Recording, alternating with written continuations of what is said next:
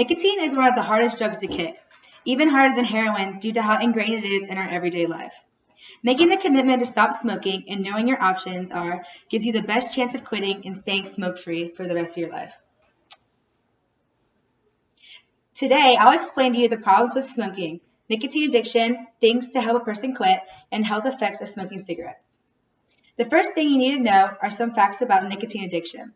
Compulsive drug seeking and abuse, even in the face of negative health consequences, characterize addiction. It is well documented that the most smokers identify tobacco use as harmful and express a desire to reduce or stop using it. According to drugabuse.com, nearly 35 million smokers want to quit each year, but unfortunately, more than 85% of those who try to quit on their own relapse, mostly within a week. Quitting smoking is the single most important step a smoker can take to improve the length and quality of his or her life. As soon as you quit, your body begins to repair the damage caused by the nicotine. On this slide, I explain a couple of different myths and facts on cigarettes. For example, many people think that they have been smoking for a couple years now. Stopping will not make a difference, when in reality, you stop right away. You can gain 14 years to your life. Now that you have a better understanding of nicotine addiction, I'm going to explain all the toxic, disgusting ingredients in cigarettes. The chemicals in cigarette smoke are inhaled into lungs from their travel throughout the body, causing damage in many ways. Nicotine reaches the brain in 7 to 10 seconds after the smoke is inhaled. Nicotine has been found in every part of a smoker's body, including breast milk. Carbon monoxide is present in cigarette smoke. It binds the hemoglobin in the red blood cells that prevents the cells from carrying out all the oxygen. Carcinogens, which are cancer-causing agents, damage genes that control growth of cells or cause them to grow abnormal. In this slide, the graph shows how tobacco is the leading cause of death over everything else. Now that I have explained the health effect, we'll move on to things that you should want a person to know to quit smoking. You should want to quit smoking not only for your health, but also for many other reasons. One being it saves a ton of money. Many people don't realize that you're spending about $10 on cigarettes. Even if in your town it's only $5, smoking one pack a day adds up to $2,000 a year. Another reason to want to quit smoking is to save the aggravation. It's getting less convenient to smoke. More and more states and cities are passing clean indoor air laws that make it illegal to smoke in bars, restaurants, and other public places. Wouldn't you get tired of having to go outside many times a day to have a cigarette?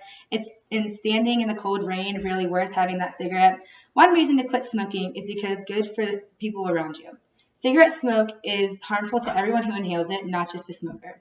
Whether you are young or old, good health or bad, secondhand smoke is dangerous and can make you sick. Do you ever realize that when you're smoking, it's going directly into your peers' lungs?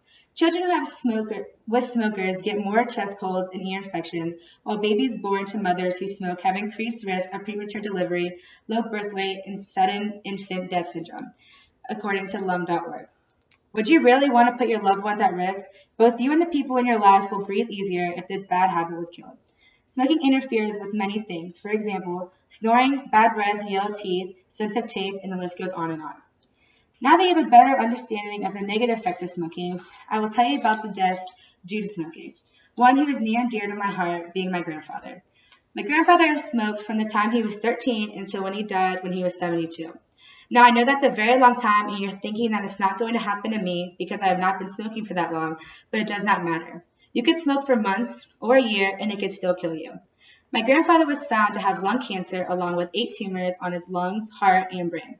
No person should have to go through that pain and agony just because of smoking. That is why you should want to quit smoking for your own sake and your family and friends. Smoking is the primary cause of preventable illness and premature death, accounting for approximately 440,000 deaths per year in the United States alone. Smoking harms nearly every organ of the body and dramatically reduces both quality of life and life expectancy. Smoking harms nearly every organ of the body and dramatically reduces both quality of life and life expectancy. Smoking causes lung cancer, respiratory disease, and heart disease, as well as numerous cancers in the other organs, including lip, mouth, throat, bladder, kidneys, stomach, liver, and cervix.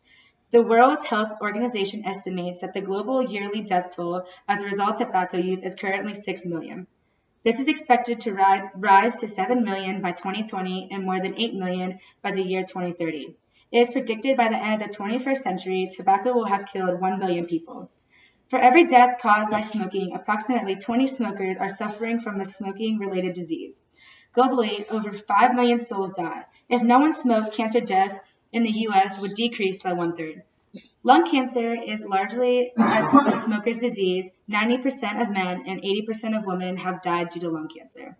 Tobacco use is responsible for more deaths each year than the following combined: HIV, murder, suicide, motor vehicle accidents, alcohol use, and illegal drug use.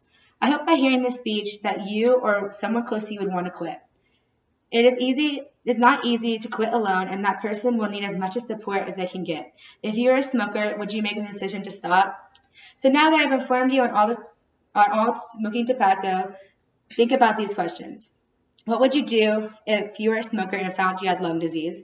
And how would you feel if your close loved one was dying from lung cancer due to smoking and didn't do anything to help it?